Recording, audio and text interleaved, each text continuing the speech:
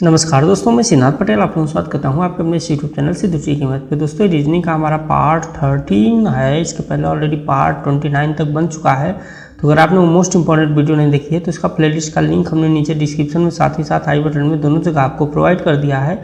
आप चाहे जहाँ से भी देख सकते हैं। आप डायरेक्ट जाइए हमारे प्लेलिस्ट में, वहाँ जो भी हमारी मोस्ट इंपॉर्टेंट वीडियो बनी है साथियों उनको आप वॉच कर लीजिए। तो ये रीजनिंग का पार्ट 30 है। इसमें हमने मोस्ट सिलेक्टेड क्वेश्चन को शामिल किया है जो कि आपके प्रीवियस ईयर एग्जाम में पूछे गए क्वेश्चन हैं। तो चलिए बिना टाइम को गवाए हुए करते हैं वीडियो को स्टार्ट। हमारा क्वेश्चन नंबर फर्स्ट हो रहा है साथियों कि निम्नलिखित विकल्पों में से वह शब्द चुनिए जो दिए गए शब्दों के अक्षरों का प्रयोग करके नहीं बनाया जा सकता।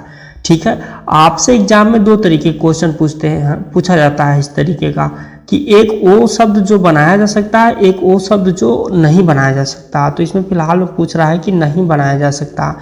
ठीक है, और दिया क्या है इसेंट्रिसिटी यानी कि ECENTRICITY। ठीक है, इसेंट्रिसिटी दिया हुआ है। तो अगर हम ऑप्शन नंबर एक की बात करते हैं तो इसमें दिया है NIECE। ठीक है, तो यहाँ पे देख सकते हैं कि यहाँ पे N है, यहाँ पे I है, फिर E दिया है तो E लास्ट में भी है और यहाँ पे भी है यानी कि डबल E है, और फिर C दिया हुआ है तो C के बाद E है, यानी कि इसमें सारे विकल्प इसेंट्रिसिटी में ये आपके NIECE के उपलब्ध हैं। ठीक है, आगे हम देख लेते हैं। आगे हम बात कर लेते हैं ऑप्शन नंबर 2 की। क्रेट बोल रहा है। ठीक है, तो C है, ठीक है, R है और इसके बाद E भी है और इसमें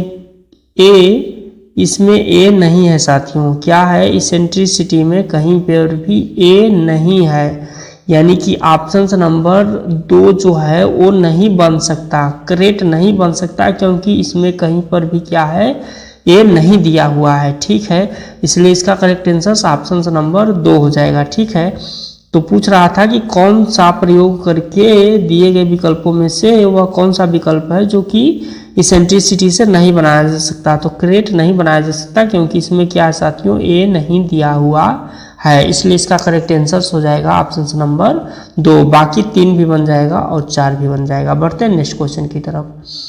नेक्स्ट क्वेश्चन हमारा बोल रहा है कि यदि इथेनॉल यानी कि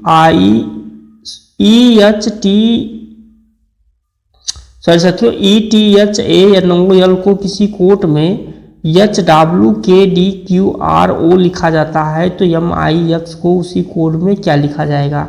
ठीक है, ये बोल क्या रहा है, ये बोल रहा है कि ETHA और NOL को क्या लिख रहा है, तो H लिख रहा है। ठीक है, फिर W लिख रहा है, फिर K लिख रहा है, फिर D लिख रहा है, फिर QRO।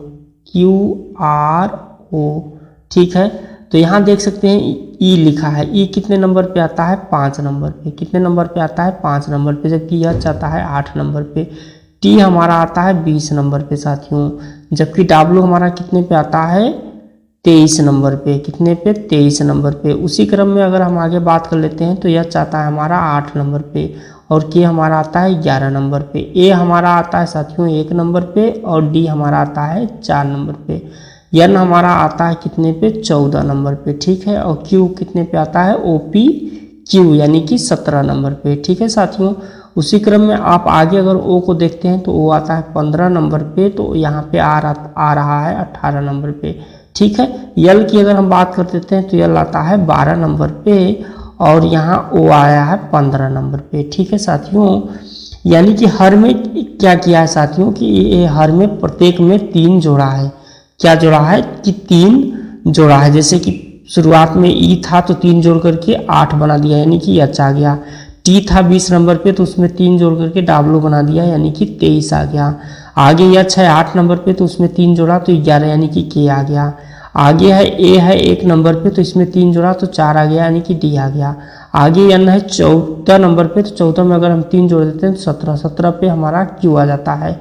आगे 15 नंबर दिया हुआ है O, और अगर हम उसमें 3 जोड़ देते हैं तो 18 यानी कि R आ जाता है। और आगे L है 12 नंबर पे, 12 में अगर हम 3 जोड़ देते हैं तो 15 आ जाता है। ठीक है साथियों, तो ये क्या कर रहा है, प्रत्येक में 3 जोड़ रहा है। कितना जोड़ रहा है, प्रत्येक में यह 3 जोड़ रहा है। तो अब आगे हमसे क्या होगा, मिक्स का वही हमसे पूछ रहा है। ठीक है साथियों, मिक्स का क्या होगा, MIX मिक्स का। देखिए यम है कितने नंबर पे, 13 नंबर पे, आई है कितने नंबर पे, आई है 9 नंबर पे, और यक्स है 24 नंबर पे। यानी कि 13, 9 और 24, तो प्रत्येक में हम क्या करेंगे, 3 जोड़ेंगे। यानी कि 13 में 3 जोड़ेंगे तो कितना हो जाएगा 16, 9 में 3 जोड़ेंगे तो कितना हो जाएगा 12, और 24 में 3 जोड़ेंगे तो कितना हो जाएगा 27। कितना हो जाएगा 27 हो जाएगा साथियों। ठीक है, तो देखिए अब हम क्या करेंगे कि हम 13 में 3 जोड़ दिए तो कितना आया 16 आया। 16 पे कौन सा वर्ड आता है हमारा, 16 पे आता है पी। कौन सा वर्ड आता है साथियों, पी आता है। ठीक है, इसके बाद है 12, 9 में अगर 3 जोड़ेगा तो 12 आएगा। 12 पे कौन सा वर्ड आता है, तो आता है यल। ठीक है, आगे है 24, 24 में अगर 3 जोड़ेगा तो 27, तो 26 हमारा जेड आता है, और 27 पे फिर हमारा ए चालू हो जाता है, तो इसलिए 27 पे कौन सा आएगा, ए आएगा, यानी कि PLA आएगा। ऑप्शन नंबर फर्स्ट इसका करेक्ट आंसर हो जाएगा। उम्मीद करता हूं कि आपको क्वेश्चन समझ में आ गया होगा। बढ़ते नेक्स्ट क्वेश्चन की तरफ। नेक्स्ट क्वेश्चन हमारा बोल रहा है किसी कोड भाषा में प्लस का मतलब गुणित्य, माइनस का मतलब प्लस, गुणित्य का मतलब भाग्य और भाग्य का मतलब माइनस हो तो निम्नलिखित प्रश्न का उत्तर क्या होगा। ठीक है, 24 गुणित्य 6 माइनस 8 प्लस 2। ठीक है साथियों, कितना लिख रहा है, 24 गुणित्य 6 माइनस 8 प्लस 2। तो यहाँ पे गुणित्य का मतलब क्या है, गुणित्य का मतलब भाग्य है। नीचे आप लिख दीजिए गुणित्य का मतलब क्या है, भाग्य है। ठीक है साथियों, गुणित्य का मतलब क्या हो गया, गुणित्य का मतलब हो गया भाग्य। ठीक है, अब देखिए माइनस, माइनस का मतलब क्या बोल रहा है, माइनस का मतलब प्लस बोल दे रहा है, तो यहाँ पे आप प्लस कर दीजिए। ठीक है, अब हमको खोजना है कि प्लस का मतलब क्या बोल रहा है, तो प्लस का मतलब बोल रहा है गुणित्य। ठीक है, यानी कि अब हमारा जो समीकरण बनेगा वो कुछ इस तरीके का होगा, 24 भागे 6 प्लस 8 गुणित्य 2। ठीक है, 24 में हम पहले क्या करेंगे, भागे करेंगे, फिर हम गुणित्य करेंगे, तब फिर हम जाकर के जोड़ेंगे, और फिर होता तब जाकर के हम लास्ट में घटाते। तो पहले हम क्या करेंगे, पहले हम यहाँ से भाग देंगे, तो 24 में 6 का भाग देंगे तो कितना आएगा 4। ठीक है, प्लस 8 में पहले 2 का गुणा करेंगे, तो 8 2 कितना हो जाता है, 8 गुना का 16। यानी कि अब हम क्या करेंगे, 16 में 4 जोड़ देंगे, तो 16 में 4 जोड़ेंगे तो कितना आएगा 20 आएगा। कितना आएगा साथियों, 20 आएगा। यानी कि ऑप्शन नंबर 4 इसका करेक्ट आंसर हो जाएगा। उम्मीद करता हूं कि आपको क्वेश्चन समझ में आ गया होगा। बढ़ते हैं नेक्स्ट क्वेश्चन की तरफ। नेक्स्ट क्वेश्चन हमारा बोल रहा है कि 10 और ये जो बीच में संकेत है ये डॉलर का संकेत है, यानी कि $10 बराबर 8, $12 बराबर 10 हो तो $14 बराबर कितना होगा, इसका आपसे मान पूछा जा रहा है। ठीक है साथियों, तो यहाँ पे क्या कर रहा है कि 10, ठीक है, $10.25 बराबर कितना, $10.25 बराबर 8। ठीक है, फिर आगे बोल रहा है कि $12.25 बराबर कितना, $12.25 बराबर आपका 10 हो जाता है। तो पहले हम इस समीकरण को हल करेंगे, तब तो जाकर के हमारा $14.53 का आंसर हम ला पाएंगे साथियों। तो पहले हम इसको हल करेंगे। ठीक है, तो देखिए ये कर क्या रहा है, ठीक है, ये कर क्या रहा है, अगर हम बात कर लेते हैं कि 1 है, 0 है, 2 है, 5 है, फिर नीचे देखते हैं तो 1 है, 2 है, फिर 2 है और 5 है। तो पहले हम क्या करते हैं, इनको सबको जोड़ करके देखते हैं क्या हमारा मान आ जाता है। 1 जोड़ देंगे, फिर 0 जोड़ेंगे, फिर 2 जोड़ेंगे और फिर 5 जोड़ेंगे। ठीक है, तो 5 2 7 1 8, कितना हो गया साथियों 8, यानी कि 8 मान तो आ रहा है। फिर आगे हम देखते हैं क्या अगला समीकरण हमारा सब जोड़ने पे 10 आ जाता है, तो 1 है, फिर 2 है, फिर 2 है और फिर 5 है। तो कितना हो गया टोटल 1 2 3 3 2 5 5 10, यानी कि ये क्या कर रहा है साथियों, ये सबको जोड़ करके मान ला दे रहा है। ठीक है, यानी कि 1 में 0 जोड़ा प्लस 2 जोड़ा प्लस 5 जोड़ा तो 8 आया, फिर आगे 1 में 2 जोड़ा प्लस 2 जोड़ा प्लस 5 जोड़ा तो कितना आया 10 जोड़ा।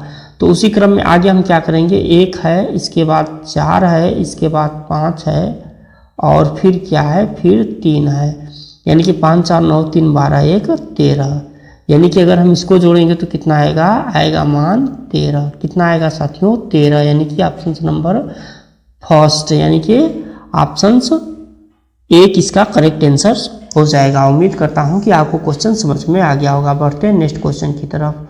नेक्स्ट क्वेश्चन आज की इस वीडियो का लास्ट क्वेश्चन रहेगा साथियों। इस वीडियो में हमने मोस्ट 5 सिलेक्टेड क्वेश्चन को शामिल किया था।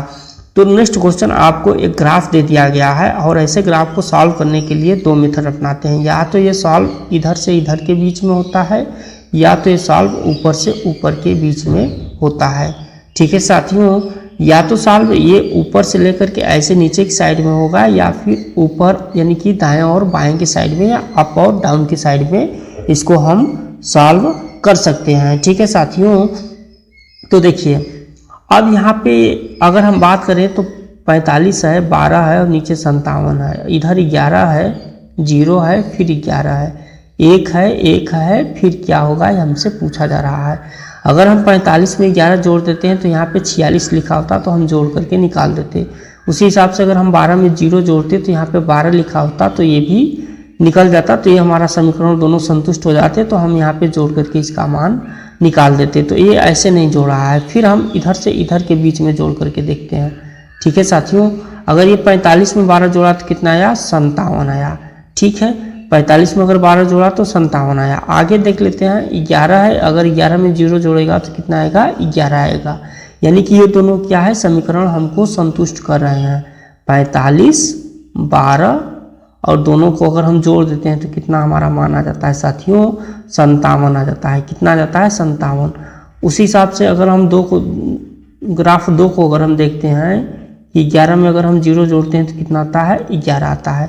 ठीक है साथियों, तो आगे 1 है, 1 है, फिर क्या होगा यही हमसे पूछा जा रहा है। तो 1 है और 1 में अगर हम 1 जोड़ देते हैं साथियों तो कितना आ जाता है, 2 आ जाता है। कितना आ जाता है साथियों, 2 आ जाता है। और 2 ऑप्शन नंबर 3 में है। किसमें है साथियों, ऑप्शन नंबर 3 में 2 दिया हुआ है। तो इसका करेक्ट आंसर ऑप्शन नंबर 3 हो जाएगा। 2 इसका करेक्ट आंसर हो जाएगा। उम्मीद करता हूं कि आज की वीडियो आपको पसंद आई होगी। अगर आप चैनल पहली बार विजिट कर रहे हैं तो कृपया चैनल को सब्सक्राइब कर दीजिएगा। वीडियो को लाइक, शेयर और कमेंट जरूर कर दीजिएगा। चलिए मिलते हैं नेक्स्ट वीडियो में, तब तक के लिए जय हिंद।